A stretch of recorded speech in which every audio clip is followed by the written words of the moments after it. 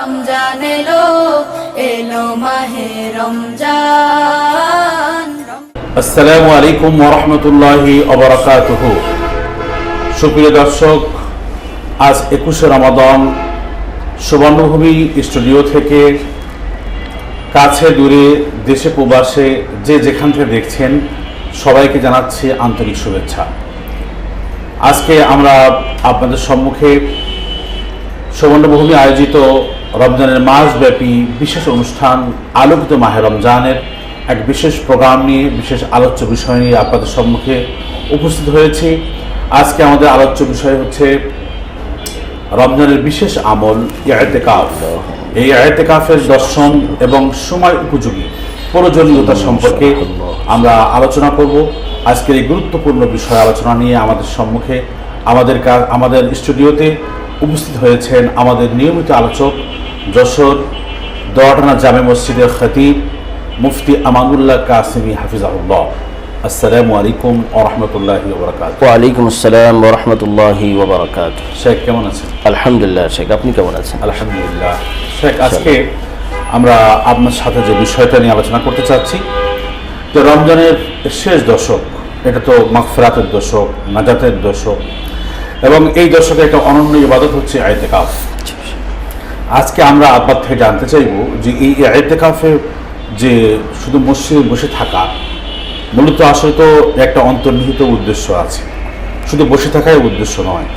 আমরা জানতে চাইব যে ইতিকাফ কি, কেন, এর দর্শনটা কি, এবং এই বর্তমান সময়ে এই ইতিকাফের মতন আমল, এটার প্রয়োজনীয়তা কি, সে সময় যদি আমাদেরকে একটু দর্শকদের উদ্দেশ্যে বলতেন আমরা অনেক খুশি হতাম। জি শেখ, অত্যন্ত গুরুত্বপূর্ণ এবং বর্তমান সময় অনুযায়ী খুবই একটি ইম্পর্টেন্ট বিষয় আমরা আজকে আলোচনার জন্য বসছি। নাহমাদুহু ওয়া নুসাল্লি আলা রাসূলিহিল কারীম, আম্মা বা'দ, ফাআউযু বিল্লাহি মিনাশ শাইতানির রাজীম, বিসমিল্লাহির রহমানির রহিম। আফামান শারাহাল্লাহু সাদরাহু লিল ইসলাম ফাহুয়া আলা নূরিম মির রাব্বিহ। সুপ্রিয় দর্শক শ্রোতা, আসলে বর্তমান বাস্তবতায় চতুর্দিকে হারামের সাইলাব, চতুর্দিকে মানুষের পেশানি এবং অন্তহীন ঝঞ্ঝাট ঝামেলাময় পরিবেশ, মানুষের অস্থিরতা, মানুষ ডিপ্রেশনের শিকার। এই পরিবেশে, এই সময়ে ইতিকাফ আসলে কতখানি গুরুত্বপূর্ণ এবং আমাদের শরীর, মনন, মানসিকতার বিকাশের জন্য এবং সুস্থ ধারায় আমাদের মানবিক উন্নতির জন্য এই ইতিকাফের মধ্যে যে কত ফলপ্রসূ ফায়দা এবং উপকারিতা আমাদের জন্য রয়ে গেছে, সেটা আসলেই আমাদেরকে আলোচনায় না আনলে, না বুঝলে আমরা সেটা উপলব্ধি করতে পারবো না।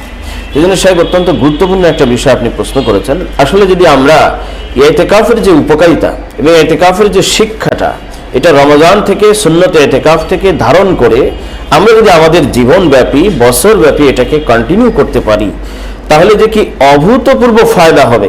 কোনো ডিপ্রেশন থাকবে না স্যার, এবং কোনো ধরনের এই যে আমরা যে মেডিটেশন করতে হয় আমাদের মানবিক, আত্মিক এবং শারীরিক উন্নতির জন্য আমরা এখন বিভিন্ন উপায়ে মেডিটেশন করি, এবং সেটা কিন্তু আমরা যা অমুসলিমদের তৈরি, তো আমাদের এই অমুসলিমদের তৈরি করা এই বদ্দিনী তরিকায় কোনো মেডিটেশন লাগবে না। মহান রব্বুল আলামিন আমাদেরকে সেই উপাদানগুলি দিয়েছেন, কিন্তু আজ সেটার সঙ্গে আমরা পরিচিত নই, আজকে সে সম্পর্কে আমরা অবগত নই। এই জন্য আসলে অত্যন্ত গুরুত্বপূর্ণ একটি বিষয় আপনি সামনে এনেছেন শেখ, যে ইতিকাফের দর্শনটা কি।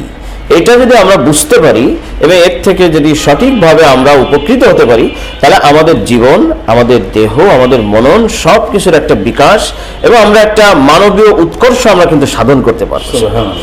তো সেক্ষেত্রে আমি সর্বপ্রথম যদি বলে রাখি শেখ, আসলে আমাদের মানব সত্তাকে যদি আমরা একটু চিন্তা করি, তাহলে দেখা যাবে যে আমাদের মানব সত্তা কিন্তু দেহ এবং আত্মার সমন্বিত একটা সত্তা। অর্থাৎ আমাদের দেহ আছে এবং এই দেহের ভিতরে কিন্তু আল্লাহ রাব্বুল আলামিন, আমরা যেহেতু একটি জীব, আমরা দুনিয়ার একটি জীব, এবং শুধু জীব নয়, আমরা আশরাফুল মাখলুকাত, কিন্তু আমাদের যে বডিটা আছে এটা কিন্তু ওই যে বলে আনাসের আরবা, চারটি উপাদান, মাটি, পানি, আগুন বাতাস, এগুলি দিয়েই কিন্তু আমরা তৈরি। তো এগুলির উপাদানের কারণে আমরা কিন্তু পৃথিবীর যে সমস্ত জীবগুলি আছে, চতুষ্পদ জানোয়ারগুলি আছে, তাদের সঙ্গে আমাদের এখানে কিন্তু একটা কি আছে, মিলবন্ধন আছে, আমরা তাদের সাথে শরীক। তো এই কারণে আমাদের দেহ কিন্তু পশুত্বের বাহক হয়, অনেক সময় আমাদের আত্মা পশুর স্বভাবের বাহক হয়। আবার দ্বিতীয় আর একটা বিষয় যেটা আমাদের দেহের সঙ্গে আছে, সেটা হচ্ছে যে আল্লাহ পাক রব্বুল আলামিন মহান সৃষ্টিকর্তা আমাদের এই দেহকে জীবন্ত করার জন্য এবং একটি মেয়াদ পর্যন্ত জীবিত অবস্থায় পৃথিবীতে বসবাসযোগ্য করে তোলার জন্য প্রত্যেকটি দেহের মধ্যে, ভ্রূণের মধ্যে আল্লাহ পাক রব্বুল আলামিন আসমান থেকে একটা রূহ পাঠিয়ে দেন। সেই রূহ কিন্তু আত্মা, ওটাই হচ্ছে আমার জীবন, আমি যে বেঁচে আছি সেই রূহের কারণে। ওই রূহ কিন্তু আল্লাহ রাব্বুল আলামিন নূর দিয়ে সৃষ্টি করেছেন। তো ওই রূহের কারণে আমাদের সঙ্গে নুরানি মাখলুক অর্থাৎ ফেরেশতা, তাদের সঙ্গে আমাদের একটা সম্পর্ক আছে। তো যার ফলে দেখা যায় যে আমরা কিন্তু আধ্যাত্মিক যে সাধনাগুলি আছে এবং ইবাদতগুলি আছে, নেক কাজগুলি আছে, জিকির আসকার আছে, তিলাওয়াত আছে, এই স্বর্গীয় এই আমলগুলির মাধ্যমে আমাদের ওই রূহের নূর যখন বৃদ্ধি পায়, তখন আমাদের মধ্যে ফেরেশতা সুলভ একটি স্বভাব এবং একটি মানবিকতা আমাদের ভিতরে গড়ে ওঠে। ফেরেশতা সুলভ আচরণে আমরা তখন অভ্যস্ত হয়ে উঠি। তখন আমাদের থেকে ওই যে পশু সুলভ আচরণগুলি আছে, পশুত্বগুলি আছে, ওগুলি বের হয়ে যায়।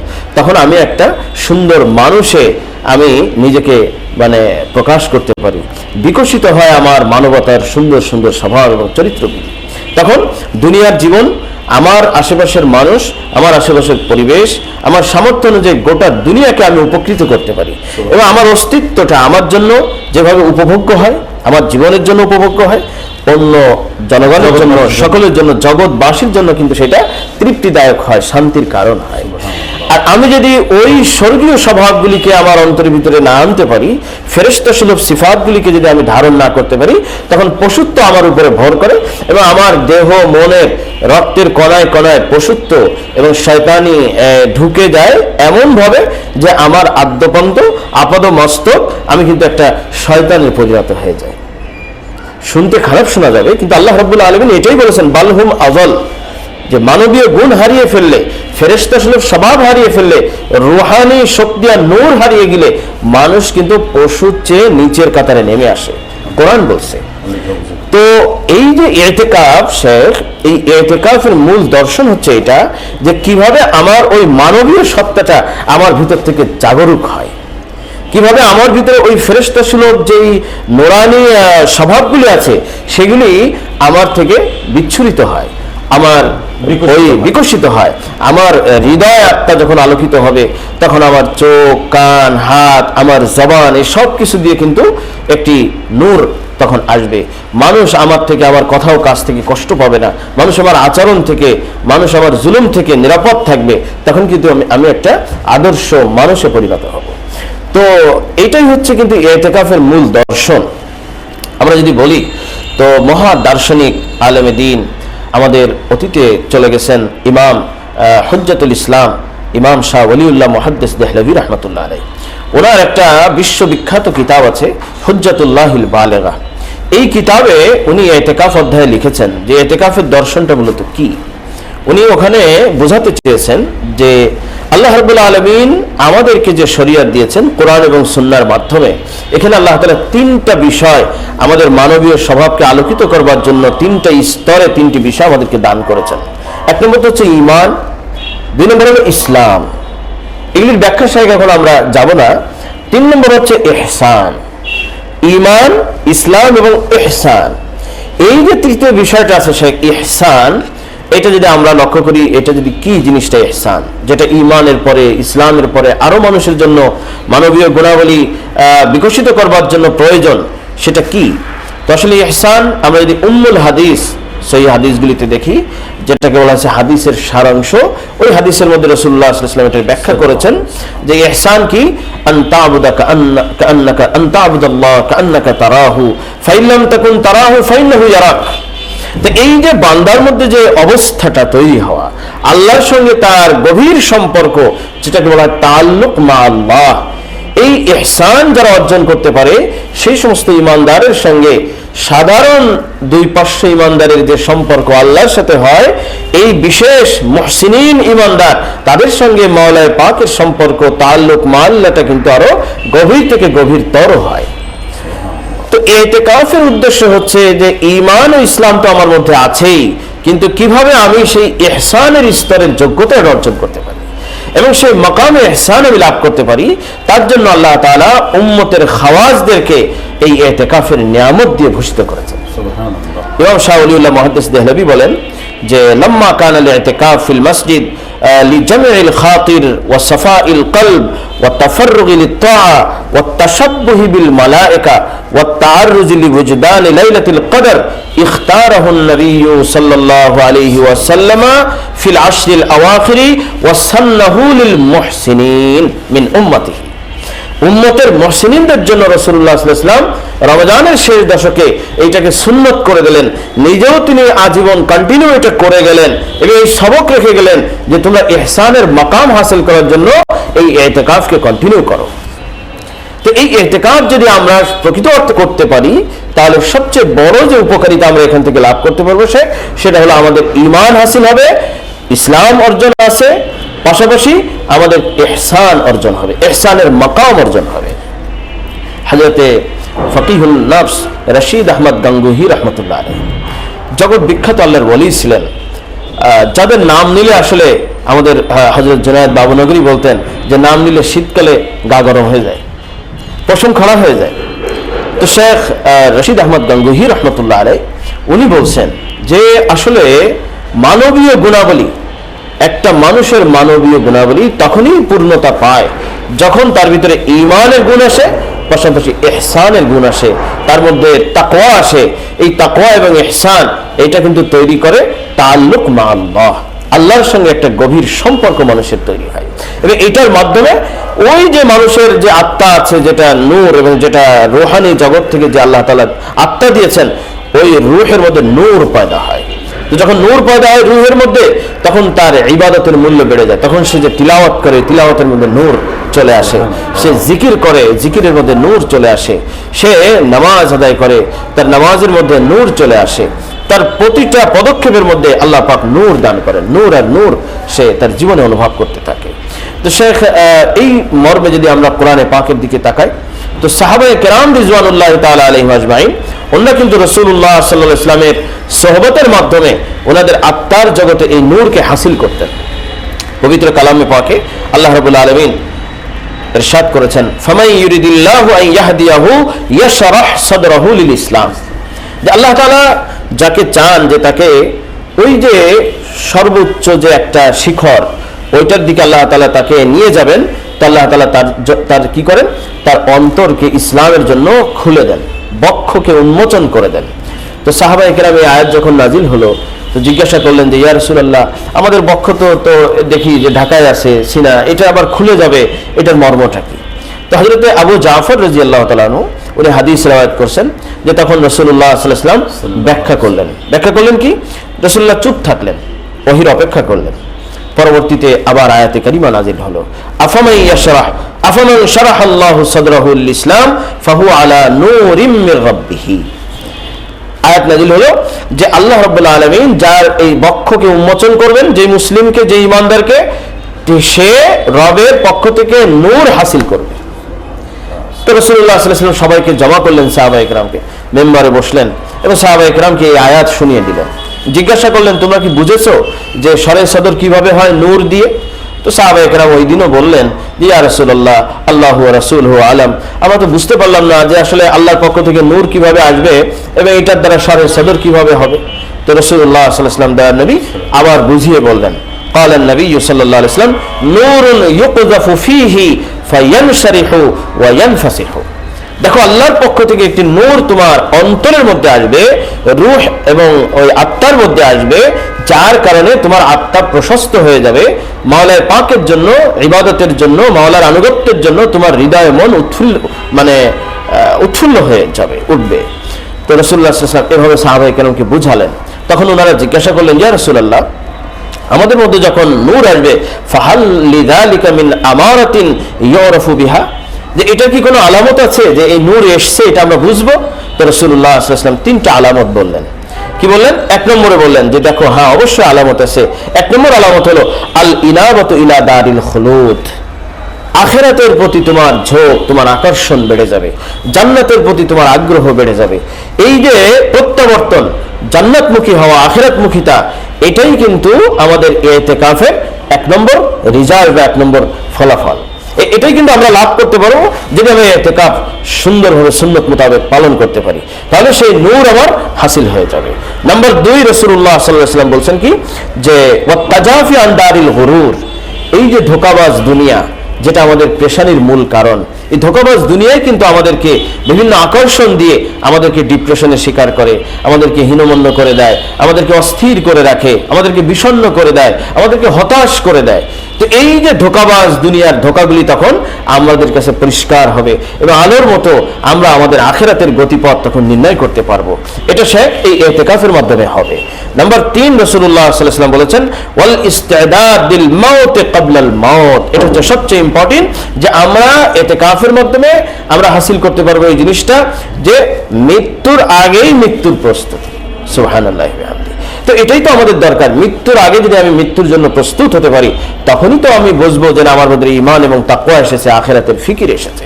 তো জন্য শায়েখ আমার মূল যে পয়েন্ট সেটা হচ্ছে এই যে আমরা এই ইতিকাফের মাধ্যমে ইতিকাফের যে দর্শন, এটাকে যদি সঠিকতা হাসিল করতে পারি, তাহলে আমাদের মধ্যে যে জিনিসটা সঞ্চিত হবে সেটা হলো 1 নম্বর আখিরাতের ফিকির পয়দা হয়ে যাবে। আমি একজন আখিরাতের যাত্রী হিসেবে আমার পথ চলার গতিকে আমি নির্ণয় করে সঠিকভাবে চলতে পারবো, দুনিয়ার ধোঁকা থেকে বাঁচতে পারবো। সর্বোপরি আমার ভিতরে মৃত্যুর একটা চিন্তা জাগ্রত হবে, মৃত্যুর আগেই মৃত্যুর ফিকির তৈরি হয়ে যাবে। এটা হলো বড় সুফল শেখ। এই জন্য ইমাম শাহ ওলিউল্লাহ মুহাদ্দিস দেহলভী রহমতুল্লাহ আলাইহি বলছেন যে এটা মুহসিনিনদের জন্য একটা স্পেশাল, খাস বান্দাদের জন্য একটা স্পেশাল পুরস্কার।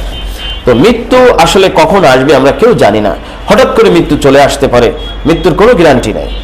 একদিন বাদশাহ আবু জাফর মনসুর সে বলছে কি, স্বপ্ন দেখছে, রাতের বেলায় স্বপ্ন দেখছে যে হযরত আজরাইল আলাইহিস সালাতু ওয়াস সালাম এসে গেছেন।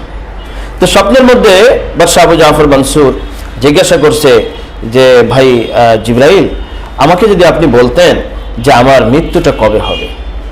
দেখেন, পূর্বেকার যারা বাদশাহ ছিলেন তারাও কিন্তু দিনদার ছিলেন, তারা আখিরাতমুখী ছিলেন।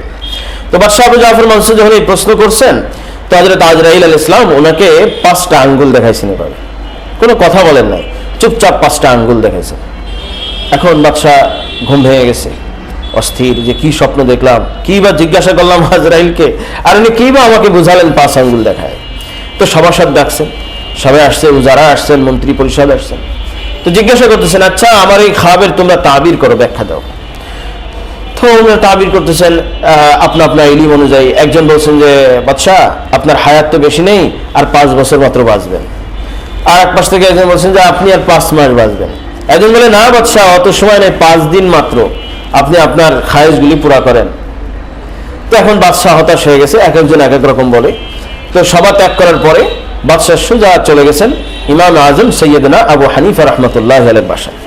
গিয়ে বলছেন যে হযরত, আমি তো এই খাব দেখলাম, এখন আমি তো প্রেশান হয়ে যাচ্ছি যে এক একজন এক এক রকম, কেউ বলছে যে আমার আর 5 দিন টাইম, শেখ যদি একটু বলতেন। তো ইমাম আজম আবু হানিফা রাহমাতুল্লাহি আলাইহি মুস্কি হেসে বলছেন যে বাদশাহ হতাশ হবেন না, আপনি যে স্বপ্ন দেখেছেন আজরাইল আপনাকে 5 আঙ্গুল দেখাইছেন, এটার মর্ম হলো কোরআনে কারীমে সূরাতুল লুকমানের সর্বশেষ আয়াতের মধ্যে আল্লাহ রাব্বুল আলামিন 5টি বিষয় আলোচনা করেছেন। সেই 5টি বিষয় এমন যে ওই 5টি বিষয় সম্পর্কে আল্লাহ ছাড়া আর দুনিয়ার পৃথিবীর কেউই জানে না। তো হযরত আজরাইল আলাইহিস সালাম ওই 5টি বিষয়ের দিকে ইঙ্গিত করে আপনাকে বলেছেন যে ওই আয়াতের দিকে লক্ষ্য করেন, ওখানে মৃত্যুর কথা আছে, যে ব্যক্তি কখন মরবে, কোথায় মরবে, এই বিষয়ের ইলম আজরাইলও জানে না, এটা খোদ আল্লাহই জানেন। এই জন্য আমি আজরাইলকে যে আপনি জিজ্ঞাসা করছেন, এই ইলম আমার কাছে নাই, আপনাকে এইটা বলা হয়েছে। সুবহানাল্লাহ, কি ইলম ছিল আমাদের সাইয়েদনা ইমাম আজম আবু হানিফা রাহমাতুল্লাহি আলাইহি। তো এই কথা শোনার পরে উনি চলে আসছেন। তো ওই যে আয়াত, ওখানে কিন্তু আল্লাহ তাআলা বলে দিয়েছেন যে ওয়ামা তাদরি নাফসুন বিআইয়ি আরদিন তামুত, যে মানুষ কোথায় কখন মরবে কেউ আমরা জানি না।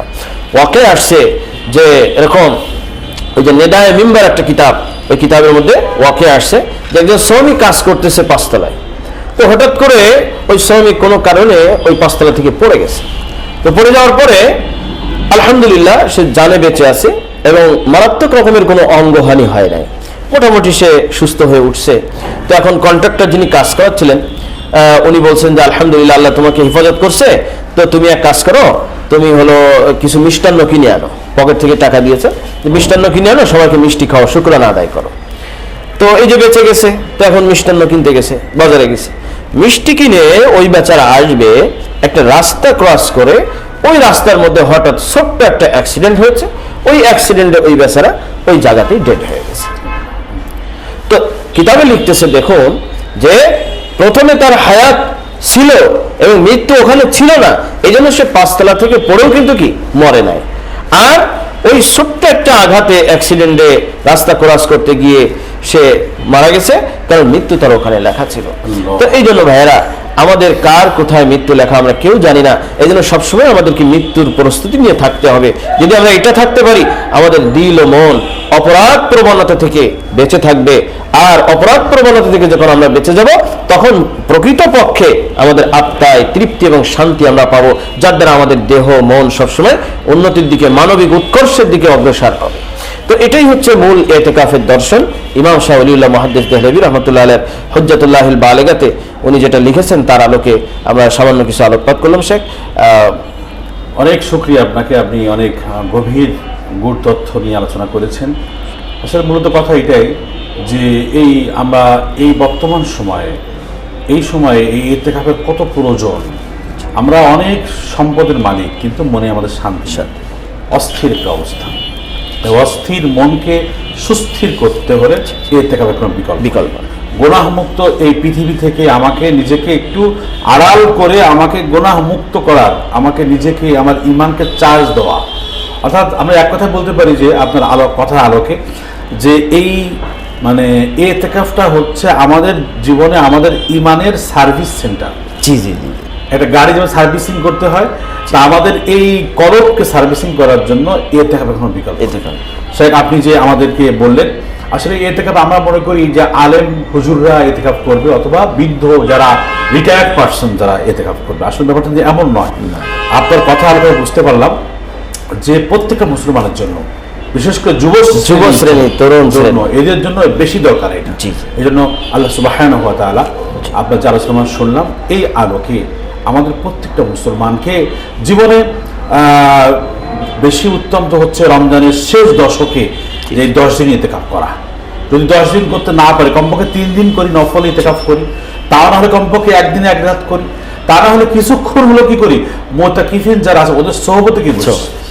যদি আমরা কি এইভাবে কি করি, ইতিকাফ করি, তাহলে আল্লাহ সুবহানাহু ওয়া তাআলা আমাদের এই অস্থির অন্তরটাকে কি করবেন, ঈমানের নূর দ্বারা, ইতিকাফের নূর দ্বারা সুস্থির করে দিবেন। আল্লাহ তাআলা আমাদের সবাইকে তৌফিক দান করেন। সুপ্রিয় দর্শক, আমরা অনেক গুরুত্বপূর্ণ আলোচনা শুনলাম। আগামীতে ইনশাআল্লাহ আমরা আরও অনেক গুরুত্বপূর্ণ আলোচনা শুনবো। সেই জন্য সবাই সুস্থ থাকুন, ভালো থাকুন। আসসালামু আলাইকুম ওয়া রাহমাতুল্লাহি ওয়া বারাকাতুহু।